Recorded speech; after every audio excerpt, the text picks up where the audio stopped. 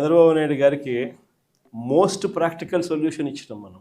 అయ్యా చంద్రబాబు గారు, రాష్ట్రానికి ఇప్పుడే కాదు, మీరు చేస్తూ ఉన్న చర్యలతో రాష్ట్రానికి ఎప్పటికీ క్యాపిటల్ లేకుండా చేస్తూ ఉన్నారు. అలా చేయడం వల్ల రాష్ట్రానికి అసలు క్యాపిటల్ అనేది ఉండదు మీ వల్ల. దయచేసి ఇది మానుకోండి. అమరావతి అని చెప్పి నువ్వు రైతులను మోసం చేస్తూ ఉండవు, అమరావతి అని చెప్పి నువ్వు ప్రజలను మోసం చేస్తూ ఉండవు.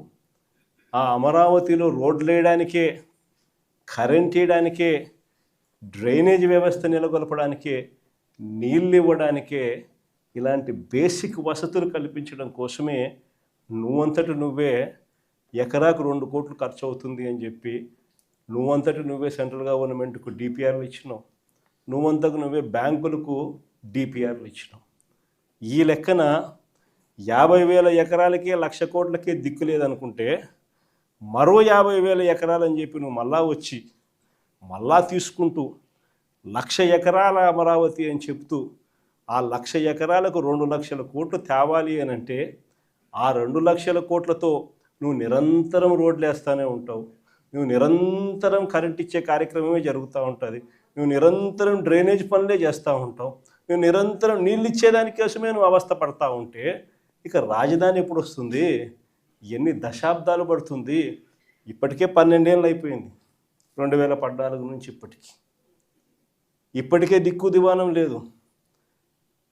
ఇంకా ఎన్ని దశాబ్దాలు పడుతుందో తెలియదు. డబ్బంతా రోడ్లకే ఖర్చు అవుతుంది, డబ్బంతా కరెంట్ వేయడానికి ఖర్చు అవుతుంది, డబ్బంతా డ్రైనేజీలు పెట్టడానికే ఖర్చు అవుతుంది. ఇంకా ఎన్ని దశాబ్దాలు పడుతుందో. ఆ దశాబ్దాల కాలంలో ఈ 2,00,000 కోట్ల విలువ పూర్తి చేయడానికి 4 లక్షలు అవుతుందో 10 లక్షల కోట్లు అవుతుందో. చివరికి 12 ఏళ్ళ తర్వాత కూడా ఈ పొద్దు రాష్ట్రానికి రాజధాని లేదు.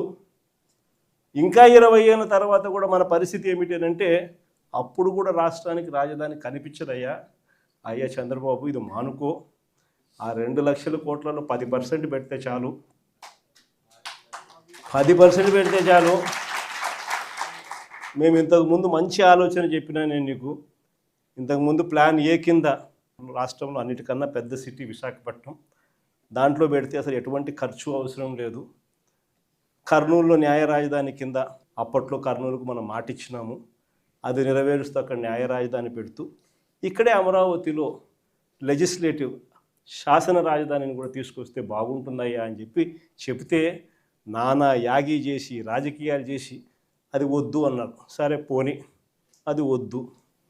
పోనీ ఈ ప్రాంతంలో అయినా కానీ నువ్వు చేసే పనికి అసలు రాజధాని లేకుండా పోతుందయ్యా.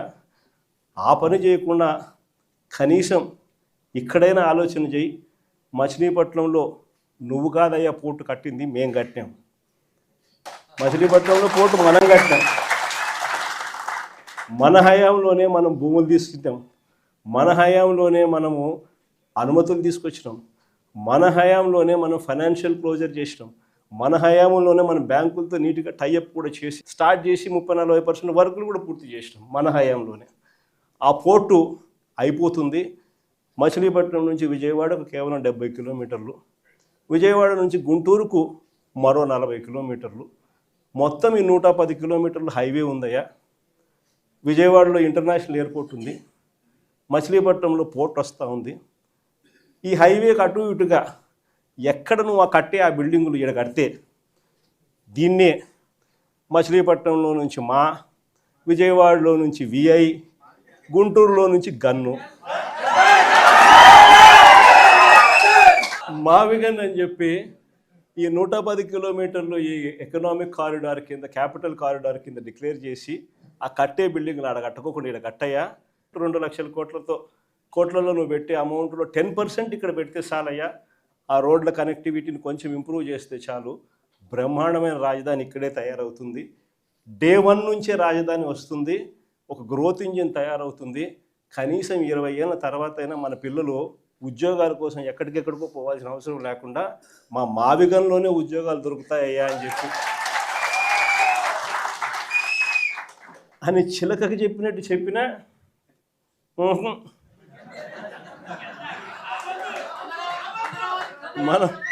మనం ఎంత బాగా చెప్పినా కానీ, ఎంత లౌక్యంగా చెప్పినా కానీ ఆహా. ఎందుకు ఆహా, ఎందుకు వద్దు? కారణం ఆడ 2,00,000 కోట్లు వర్కులు,